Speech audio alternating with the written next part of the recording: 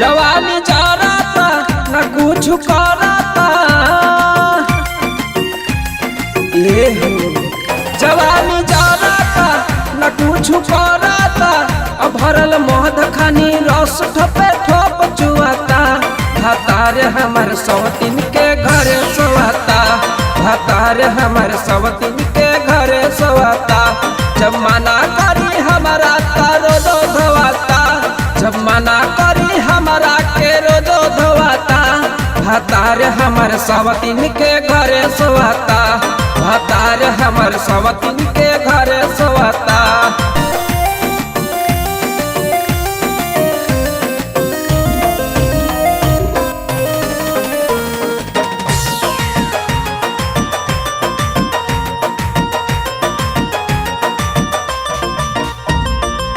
कि हमर चढ़ल जवानी हो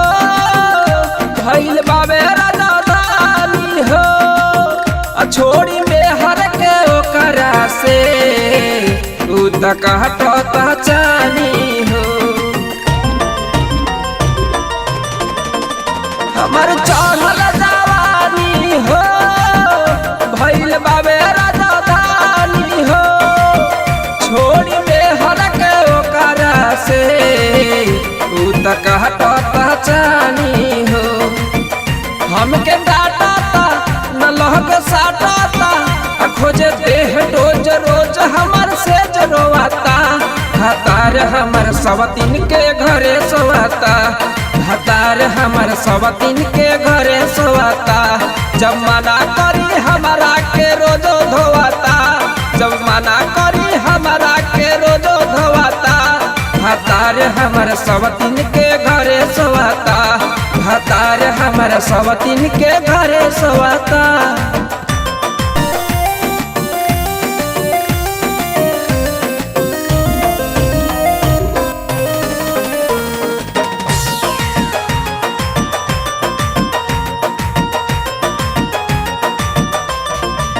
कि हमर दुखवा न बुझेला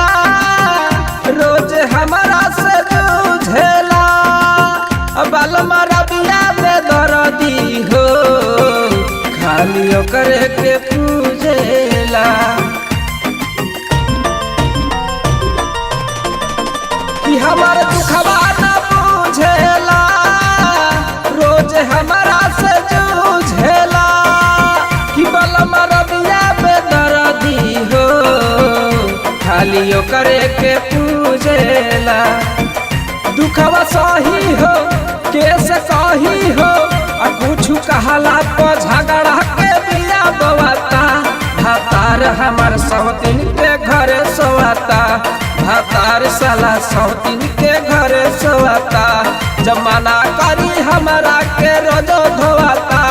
जब मना करी हमारा के रोजो धोवाता भातार हमर सवतीन के घरे सोवाता भातार हमर सवतीन के घरे सोवाता।